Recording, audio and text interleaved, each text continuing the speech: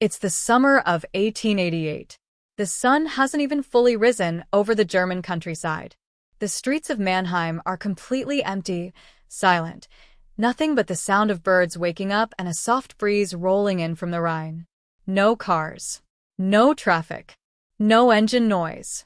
Because in 1888, no one has ever heard an engine on a public road. Not for any meaningful distance. Not like this. And then, out of the stillness, a woman climbs into a strange, terrifying machine. A wooden frame on 3 spindly wheels. No roof. No windshield. No safety belt. No road map. No mechanic on standby. No one who has ever done this before, because no one has ever done this before. She looks at her 2 teenage sons sitting beside her. She takes a breath. And she drives. 105 kilometers. 65 miles. Through forests and farmland. Through towns where people scatter in terror at the sight of her. Through mechanical breakdowns she fixes with a hatpin and a garter. Through hills so steep the engine nearly gives up. Through fuel shortages she solves by stopping at a pharmacy. She doesn't just survive this journey. She completes it. And in doing so, she does something that no human being, man or woman, had ever done before in the entire history of civilization. She drives a car. A real car. The first car. And she does it alone, without asking permission. Without telling her husband. Without waiting for anyone's approval. Her name is Bertha Benz. And if you've never heard of her, that is exactly the problem this video is here to fix. Because while her husband Carl Benz gets the credit for inventing the automobile, the truth, the whole truth, is that without Bertha Benz, the car might have died in a workshop, collecting dust, a brilliant idea the world never got to see. This is her story. Buckle up. To understand Bertha Benz, you have to understand where she came from and what the world told her she was allowed to be. She was born Kasseli Bertha Ringer on the 3rd of May, 1849, in Pforzheim, Germany, a prosperous city nestled at the edge of the Black Forest. Her family was wealthy. Her father, Carl Friedrich Ringer, was a master builder and carpenter who had made serious money speculating in real estate. And unlike many families of the era, the Ringers believed in education. Bertha attended a boarding school in Pforzheim for 10 full years, an exceptional investment in a daughter's mind at a time when most girls were simply prepared for marriage. And Bertha thrived.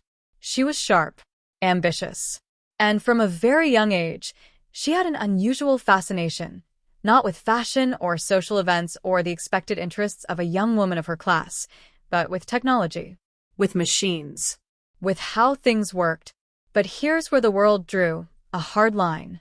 In the Grand Duchy of Baden, women were not allowed to attend university. Full stop. No exceptions. No appeals. It didn't matter how brilliant you were. It didn't matter how much you wanted it. The door was simply closed. And so Bertha Ringer, intellectually restless, technically gifted, burning with curiosity, was handed a future that had already been decided for her. That future changed on a summer afternoon in June of 1869. During an excursion organized by the Eintracht Club, Bertha met a man who would redefine her world, and she his. His name was Carl Benz. He was 5 years older than her. He was, by all accounts, completely broke.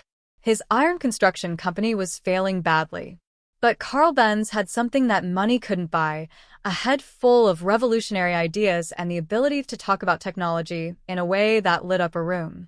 He couldn't always talk about feelings. He struggled to charm people. But machines? Engines? The future of transportation? On those subjects, Carl Benz could talk forever. And Bertha listened.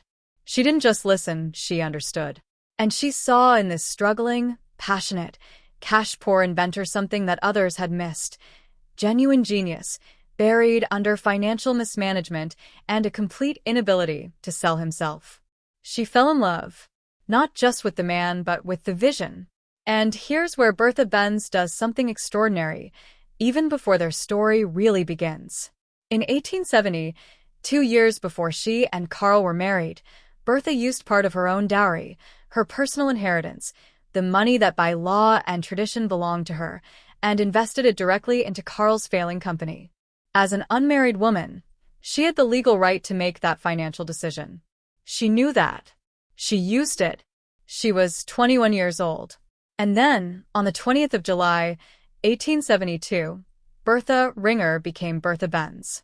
And under German law at the time, the moment she said "I do," she lost her legal status as an independent investor.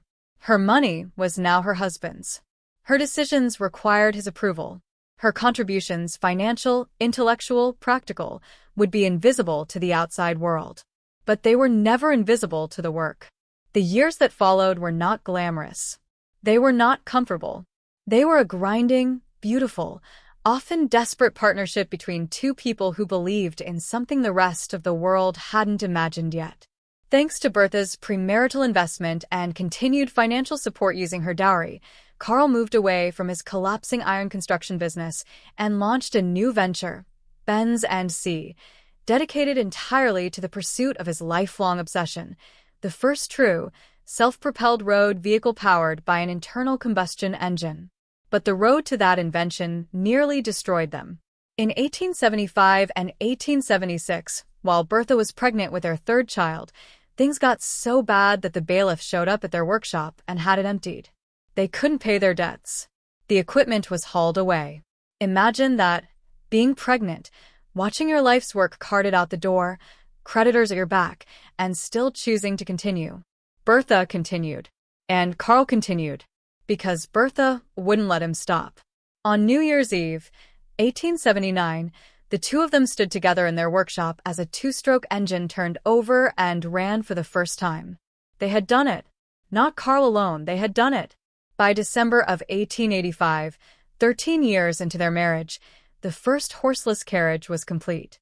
Carl applied for the patent NR 37435, granted in January of 1886, what would become known as the Benz patent motor wagon. The world's first true automobile, designed from the ground up to generate its own power. The patent was in Carl's name. Bertha couldn't legally apply alongside him, even though her financial support had made the entire venture possible, and her practical engineering instincts had shaped countless decisions along the way. That's the quiet injustice buried in the center of this story. The credit went to one name. The work belonged to two. On the 3rd of July, 1886, Carl Benz presented the patent motor wagon to the public in Mannheim. It rode on bicycle-style construction, with powered rear wheels, ringed steel tires with solid rubber, a steerable front wheel, and an optional folding top. It was remarkable. It was genuinely revolutionary. And it was going nowhere. Because here's the brutal truth about Carl Benz that history tends to gloss over. The man was a terrible marketer. He was an engineer's engineer, brilliant in the workshop, hopeless in the marketplace.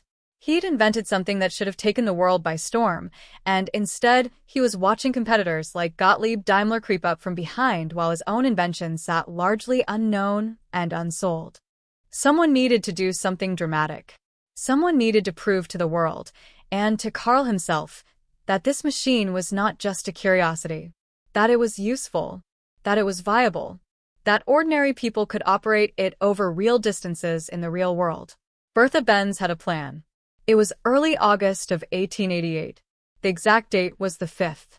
Before dawn had fully broken over Mannheim, Bertha quietly got her two teenage sons ready. Eugen was 15. Richard was 14. She did not wake her husband. She did not ask his permission. She left him a note, and she walked out to the patent motor wagon number 3, the latest version of Carl's automobile, and she prepared to do something no human being had ever done. Drive a car. A long distance. On public roads. Alone. Well, not entirely alone. She had her boys. But no mechanic. No support vehicle following behind. No contingency plan beyond her own intelligence and determination. No GPS, obviously. No roadside assistance. And absolutely no guarantee that the machine wouldn't break down and leave them stranded somewhere between Mannheim and Pforzheim. The stated purpose of the trip, as far as anyone needed to know, was simple. She was taking the boys to visit her mother in Pforzheim, her hometown about 104 kilometers to the south. But Bertha Benz's real purpose was far more calculated than a family visit. She was going to prove, to the public, to potential buyers, to newspaper editors, to anyone who would look, that this automobile could perform. That it wasn't just a workshop experiment. That a woman and two boys could operate it over a full day's journey, across German countryside, and arrive safely at their destination. She was, in modern terms, executing a marketing campaign. The most daring, most physical, most consequential marketing campaign in the history of the automobile. The Benz patent motor wagon number 3 was powered by a single-cylinder, 4-stroke engine producing less than 2 horsepower. Its top speed under ideal conditions was about 16 kilometers per hour, roughly 10 miles per hour. It had no fuel gauge, no spare parts kit, no owner's manual. The fuel it ran on, ligroen, a petroleum-based solvent, was not sold at any filling station because filling stations did not exist. You had to know where to find it, and you had to hope you had enough. They left Mannheim around dawn. Bertha Benz pointed the motor wagon south, toward the hills, toward home, and she drove. What happened over the next several hours reads less like a historical record and more like a story that someone made up to make Bertha Benz sound even more incredible than she already was. Except every single detail is real. The first major crisis: fuel. The motor wagon had a very limited fuel capacity, and ligroen, the solvent it ran on, was not available at any general store or roadside shop. It was a specialty chemical, a pharmacy chemical. As the tank ran low somewhere south of Heidelberg, Bertha navigated the motor wagon into the town of Wiesloch. She found the Stadtapotheke, the town pharmacy, and she walked in and purchased ligroen. Right there, in that moment, she created the world's first filling station. The Stadtapotheke in Wiesloch is still standing today, still operating, and it proudly carries a monument and a historical marker celebrating that exact transaction: a woman, a machine, and a can of solvent that changed the world. That's stop one. Further along the route, in Bruxelles, a chain on the motor wagon needed repair. She found a blacksmith. The blacksmith fixed it. They moved on. But the mechanical problems were just getting warmed up. At some point during the journey, the fuel line became blocked. The engine began to cough and sputter. A lesser person might have stopped, might have turned back, might have declared the whole experiment a failure. Bertha Benz reached into her hair, pulled out a hatpin, and used it to carefully clear the blocked fuel pipe. Let that image sit for a second. The world's first long-distance driver, by the side of a German road in 1888, cleaning a fuel line with a hatpin, and then getting back in the car and continuing. There was also an electrical problem, an insulation issue with one of the wires. Bertha's solution? She removed her garter, the elastic band holding up her stocking, and used it to insulate the wire. She was not carrying a toolkit. She was the toolkit. And then came the hills. As the route pushed upward toward Pforzheim and the edges of the Black Forest, the motor wagon's tiny engines struggled badly. The hills near Boschlot, north of Pforzheim, were almost too much for it. Bertha and her sons got out of the vehicle and pushed it up the slope.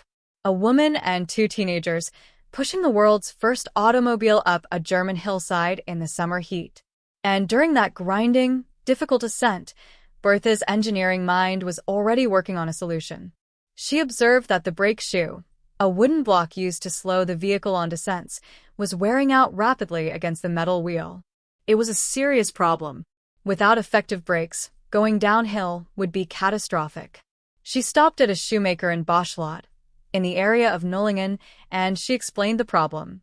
And then she told the shoemaker what she needed: leather, nailed onto the wooden brake block as a friction surface. Tougher, more durable, better for stopping a vehicle on a long downhill run. The shoemaker did it. Bertha Benz had just invented the brake lining, the fundamental concept behind every brake pad that has ever stopped every car, truck, and bus in the subsequent 137 years of automotive history. She invented it on the side of a road because she needed it to get the car down a hill safely. That is not a footnote in automotive history. That is a chapter. Throughout the journey, the automobile caused a sensation everywhere it passed. People stopped and stared. Some fled. Some cheered. Children chased it down the road. Farmers came out of their fields to gawk at the strange, clattering machine rolling through their village. Every town Bertha passed through became a witness. Word spread ahead of her arrival. By the time she reached the outskirts of Pforzheim, people had heard that something remarkable was coming. Bertha Benz and her sons had left Mannheim at dawn. They arrived in Pforzheim sometime after dusk. The exact timing made the day's journey a full summer's adventure, stretching from early morning to the fall of evening. Approximately 104 kilometers. The world's first long-distance automobile trip completed. She sent her husband a telegram. It said essentially, "We made it." 3 days later, Bertha and her sons drove back to Mannheim. But she didn't retrace her steps. She took a different route, partly because she'd had enough of some of those steep hills on the way down, and partly because she wanted to cover as much new ground as possible, pass through as many new towns, be seen by as many new people as she could. She was still running her marketing campaign.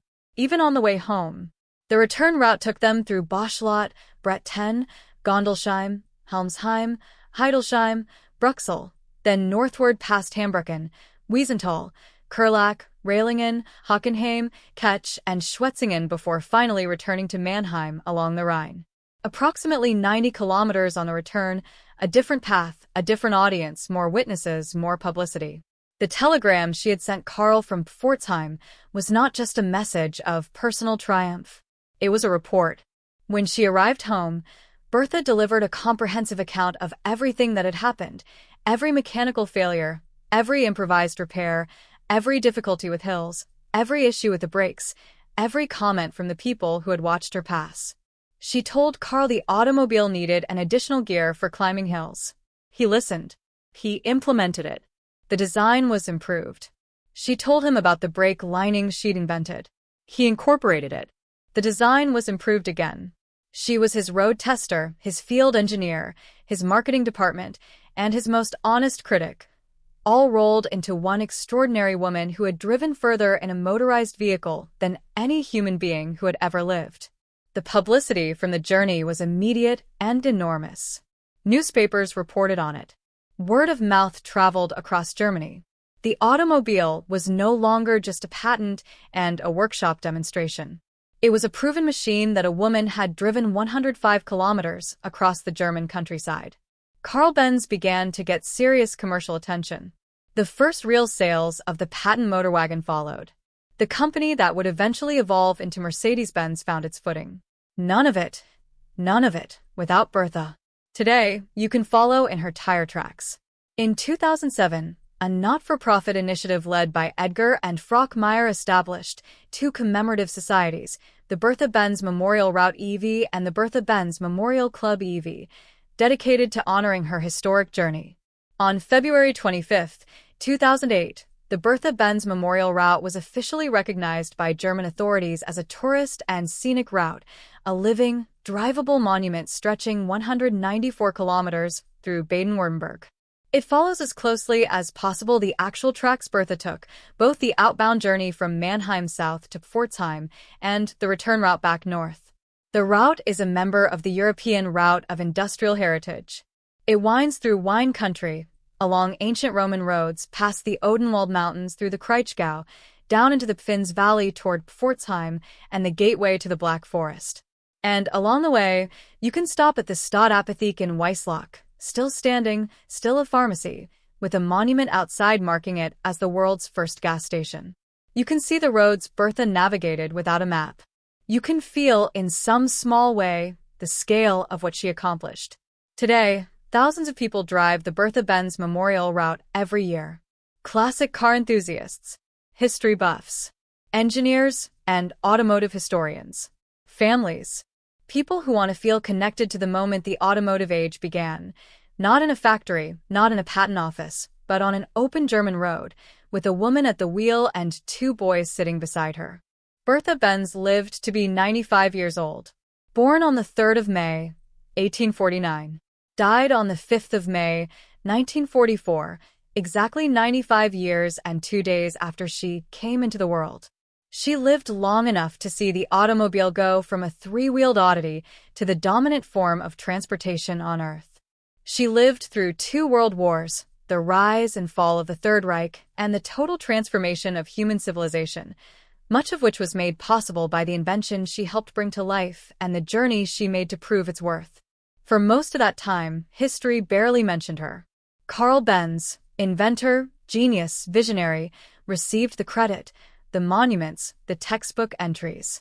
Bertha remained in the background, a supportive wife, a footnote, a brief mention in some automotive histories, if mentioned at all. It wasn't until the 21st century that the full picture began to emerge, that people started asking the harder questions. Who financed Benz and C? Who invested her personal dowry before the marriage and after? Who solved the brake problem on the side of a road in 1888? Who cleared the fuel line with a hatpin? Who designed the first brake lining? Who convinced a shoemaker to nail leather onto a wooden block and forever changed how vehicles stop? Who drove the car? The answers are all the same. Bertha Benz. She was not allowed to study engineering. She was not allowed to hold a patent. She was not allowed, under German law, to maintain her legal independence after marriage. But she was never not allowed to think. She was never not allowed to problem solve. She was never not allowed to get in a machine, point it down the road, and prove to the entire watching world that it worked. She did it without permission. She did it before dawn. She did it with 2 teenage boys and a hatpin and a garter and enough determination to push an automobile uphill by hand when the engine couldn't manage it. And she did it at 10 miles per hour on unpaved roads a century and a half ago, and the echoes of that drive have never stopped. Every car you have ever ridden in, every brake pad that has ever saved your life, every gas station you have ever pulled into, every long road trip you have ever taken, the whole concept of going somewhere by car, the idea that a machine could take you where you wanted to go, reliably over real distance in the real world, all of it has Bertha Benz somewhere in its DNA. She didn't just drive a car. She drove the future. And the next time someone asks you who invented the automobile, you can tell them about Carl Benz. But then you can tell them about the woman without whom that invention would have remained a workshop curiosity. The woman who proved it. The woman who drove it. The woman who launched the automotive age on a summer morning in 1888 before her husband even woke up. Her name was Bertha Benz. And she was the first.